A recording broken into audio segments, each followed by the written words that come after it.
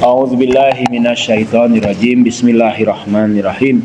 Subhana man la ya'tadi ala ahli mamlakatih.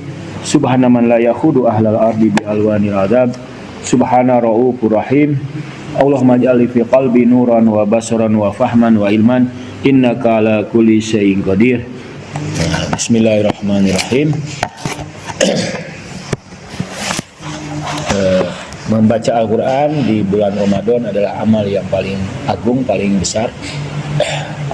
Kemarin kita sudah bicara tentang adab membaca Al-Quran. Di antaranya adalah yang pertama, yaitu adab lahir dan batin. Hendaklah membaca Al-Quran dengan ikhlas. Ikhlas dan mengharapkan Tuhan. Ya. Menurut Imam Ghazali, mukhlishon lillahi ta'ala wa muridan bihi wa taqarrub ilaihi. Ikhlas, kemudian muridan, menginginkan, mengharapkan Allah, wa taqarrub ilaihi, dan taqarrub, ya, mendekatkan diri kepada Allah.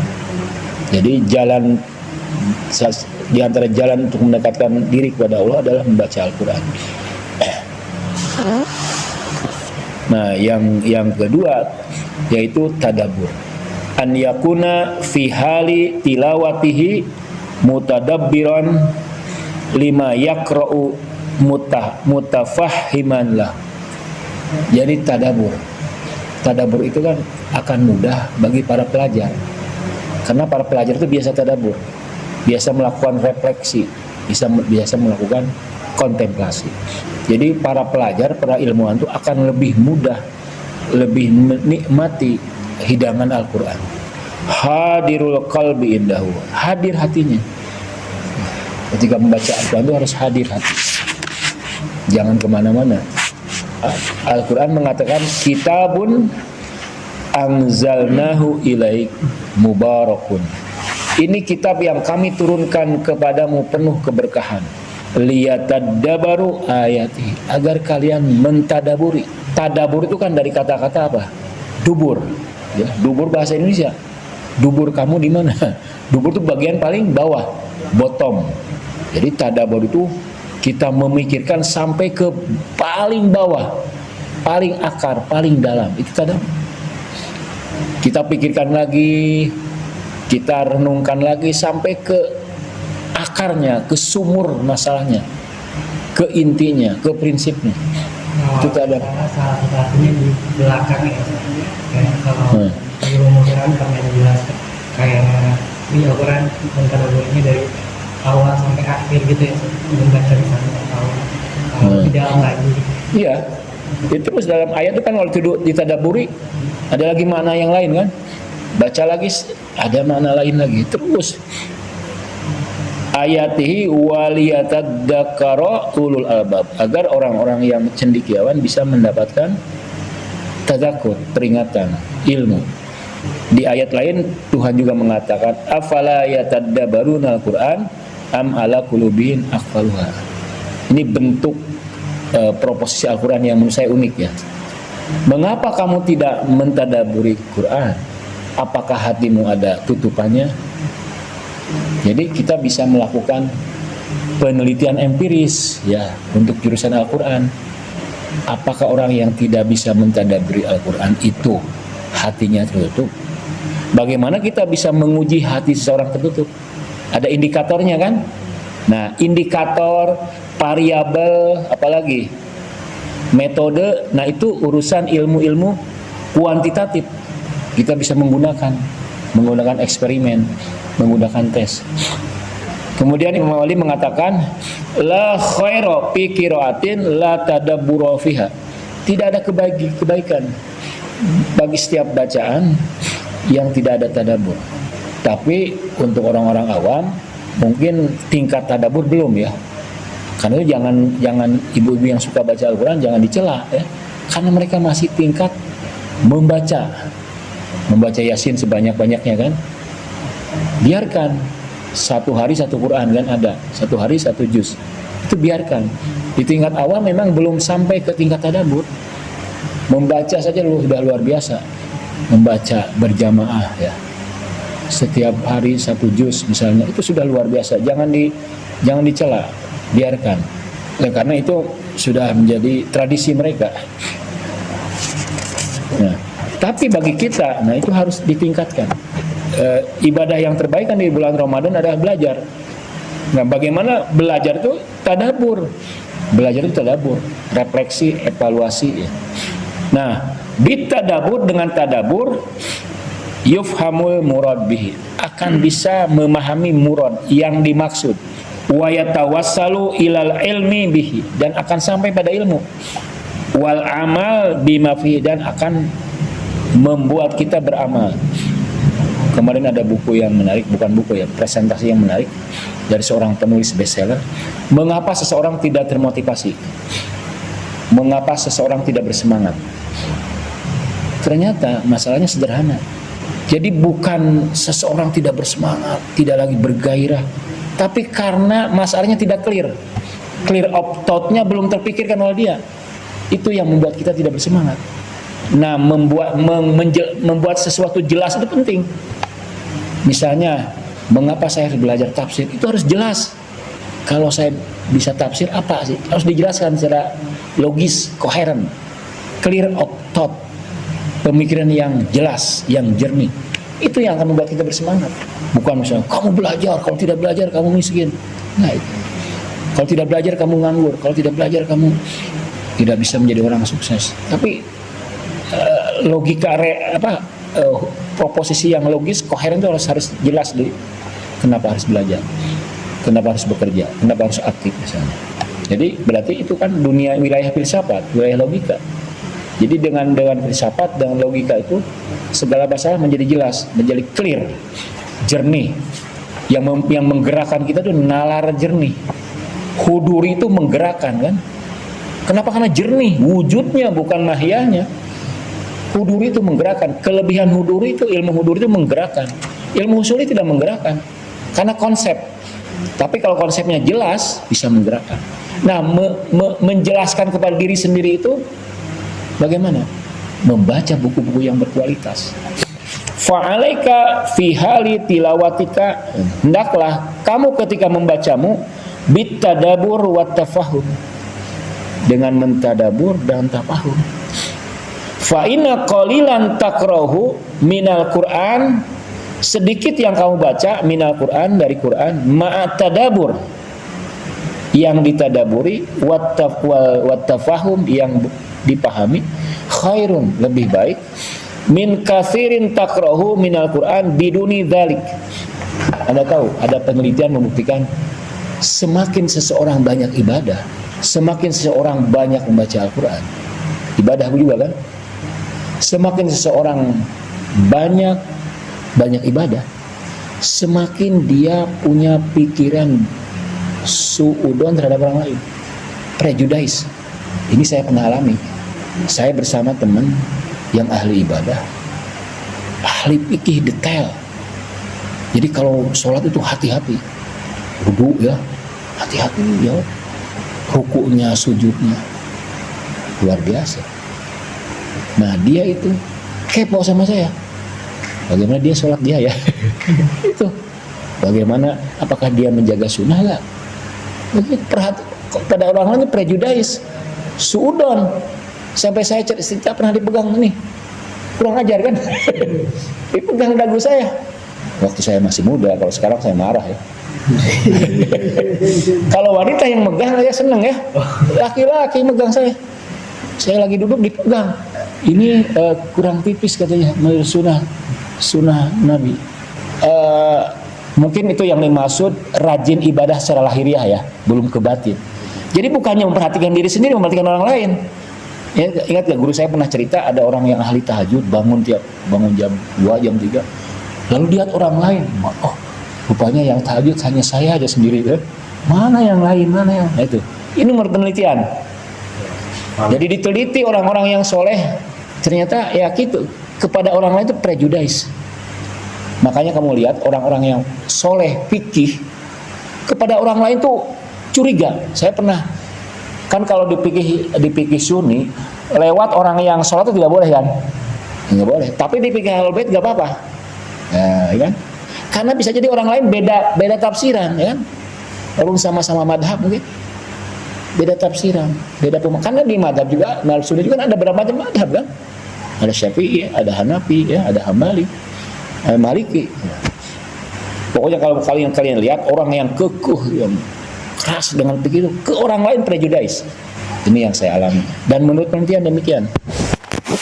Tapi kesolehan di sini menurut saya bukan kesolehan lahir batin ya, kesolehan lahiriah. Kalau orang yang soleh lahir batin tidak akan begitu. Tidak akan kepo sama orang lain, tidak akan gibah sama orang lain, tidak akan prejudice, tidak akan suudon sama orang lain. Jadi begitu ya, baca Quran itu lebih baik sedikit tapi dengan pemaknaan, dengan pemahaman. Ini tingkat tinggi ya, maksudnya karena kalian lah saya layak mengajak kepada kalian. Tapi di masyarakat jangan ya, jangan sampaikan itu. Ibu-ibu, bapak-bapak, bacaan Quran kalian salah, wah jangan. Ibu-ibu tuh percaya ya. Semakin banyak zikir, semakin banyak baca Quran, itu terasa. Seperti mereka dapatkan power ya, kelebihan-kelebihan. Itu makanya ibu-ibu rajin, karena merasakan. Ilmu kan rasa kan. Bibi saya ini rajin doa, baca doa. Doanya banyak-banyak lebih dari saya. Akhirnya dia punya kemampuan untuk mengobati orang. Punya kemampuan untuk mengetahui kunci hilang di mana. Orang awam itu merasakan. Sebagaimana orang awam, kenapa? Orang awam walaupun dicela jangan ziarah kan. Banyak orang yang mencela kan. Ziarah itu apa? Musyrik kan. Ziarah itu kafir. Macam-macam. Berhenti gak orang awam? Enggak berhenti. Karena orang awam merasakan manfaatnya. Dia berziarah itu bukan meminta-minta. Berziarah itu berdialog. Dengan orang-orang baik berdialog. Dan kalau orang baik itu punya kedudukan di sisi Allah, ya kan? Berharap dia menjadi wasilah kan. Jadi wasilah. Saya pernah melihat orang ziarah ibu-ibu itu seperti ngomong gitu. Saya di Masar pernah ziarah ibu-ibu. Ya imam, kayak marah, mereka curhat. Kayak curhat ibu-ibu ke Gubernur Jawa Barat yang gitu kan. Ini kayak ngomong dengan orang yang dengan manusia. Kenapa? Teriak-teriak. Karena mereka merasakan manfaatnya. Cak Nun pernah nulis tentang ziarah itu. Bagaimana orang awam justru yang mendapatkan manfaat dari ziarah. Mendapatkan keberkahan, mendapatkan pemaknaan hidup. Kan hidup kalau tidak bermakna tidak ada artinya ya. Mereka merasa bahwa ternyata kematian itu bukan kematian. Mereka bisa bertemu di alam kuburnya. Adik saya tuh sering bertemu dengan ayah di mimpi. Ya setelah ziarah bertemu di mimpi. Setelah ziarah bertemu di mimpi. Jadi semakin senang dia berziarah.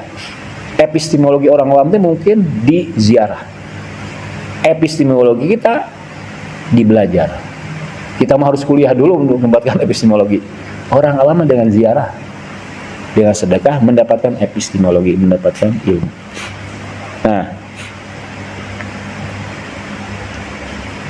Nah, wa kullama kanal abdu ausau ilman, semakin banyak ilmunya, semakin luas ilmunya, wa ma'rifatuhu billah, dan ma'rifatnya terhadap Allah, kana aktsaru tadaburan lil Quran, dia akan lebih banyak tadabur dengan Quran. Pentingnya belajar itu begini ya. Kenapa kita belajar? Agar bisa tadabur Quran. Kenapa belajar sampai S2, S3? Agar bisa tadabur Quran. Salah satunya.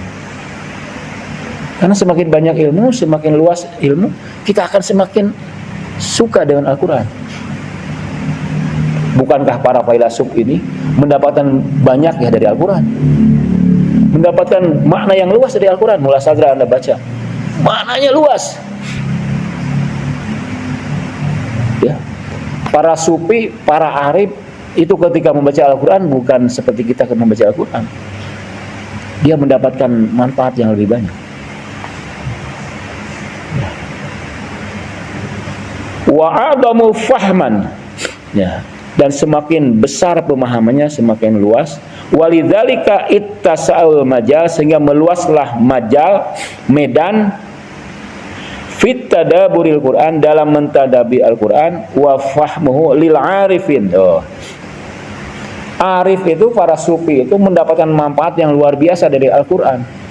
Lahir batin, berbagai ilmu. Kan ada hadis mengatakan ilmu Quran itu ilmul awalin wal akhirin. Bagi siapa dulu?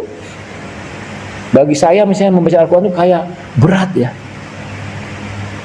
Bagi saya kadang-kadang berat baca Al-Quran, kadang-kadang malas. Nah itu berarti saya nggak punya ilmu itu.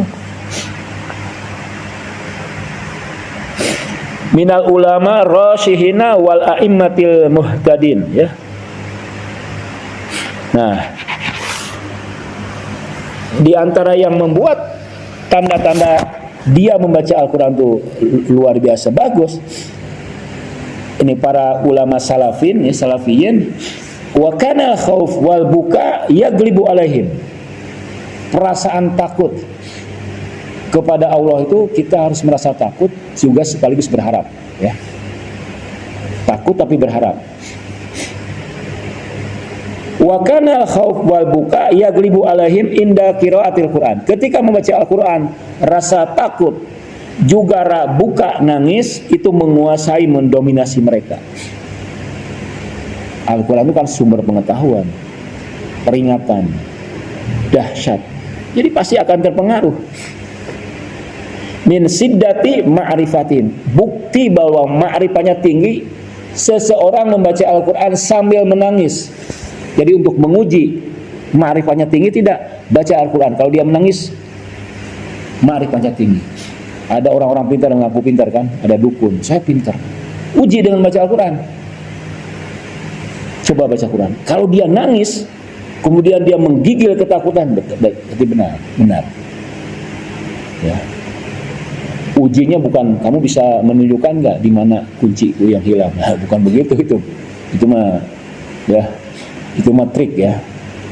Tapi uji dia dengan membaca Al-Quran. Kalau dia menangis, menggigil, nah dia punya marifat yang tinggi.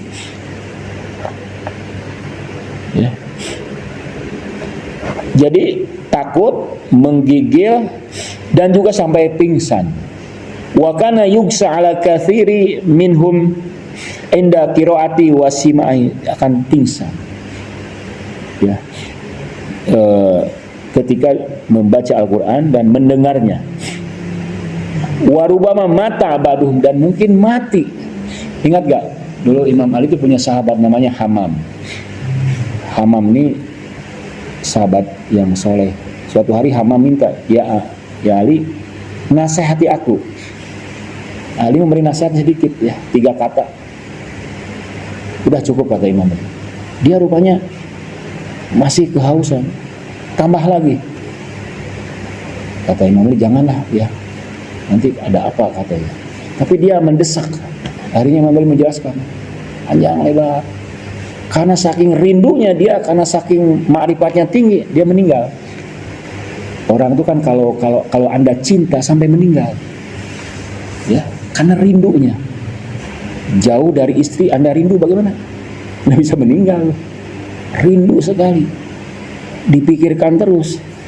Wadzalika ma'rufun fi akhbarihim wasairihim, dan itu ma'ruf dalam cerita story. Kita akan menemukan orang-orang yang meninggal karena cinta, orang yang meninggal karena membaca Al-Quran.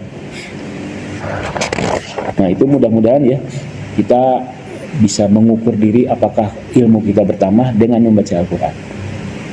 Apakah kita menangis, kita terpesona, terpengaruh, menggigil, ya. Kalau belum, berarti ma'rifat kita kurang, ilmu kita kurang. Jadi bisa diuji, ya. Ini menurut saya menarik, ya. Mudah-mudahan bermanfaat, ya. Kalau bisa jangan tidur lagi, kalau mau tidur jam 7, ya. Karena kalau tidur dari sekarang lama itu. Sampai subuh lagi, sampai sahur lagi. Udah aja waktu puasa tuh Ramadan banyak tidur. Tidur jam 7 lah, ya. Kalau tidur jam 7, jam 8 sebentar itu. Tapi segar. Kalau sekarang tidur biasanya bad mood, tau bad mood. Mood akan buruk. Ya. Buruk mood. Hidup itu seperti tidak bersemangat, ya. Itu yang saya alami. Saya pun ngantuk, ya. Nah, tidur jam berapa kan? Malam kita diskusi luar biasa panjang sama Ahyar sama Anwar. Kita diskusi panjang, saya itu 2 jam, 3 jam. Pertama kali kita diskusi 3 jam, ya. Panjang. Membaca jurnal, membaca kitab tafsir Mula Sadra. Ya. Nah, mudah-mudahan kita terbiasa, ya, berdiskusi panjang. Dan demikianlah, ya. Allahumma sholli ala Muhammad wa ala ali Muhammad. Allahumma rizukna syafa'ata Muhammadin wa ali Muhammad. Allahumma surna ma'a Muhammadin wa ali Muhammad bihaqi Muhammadin wa ali Muhammad. Wassalamualaikum warahmatullahi wabarakatuh.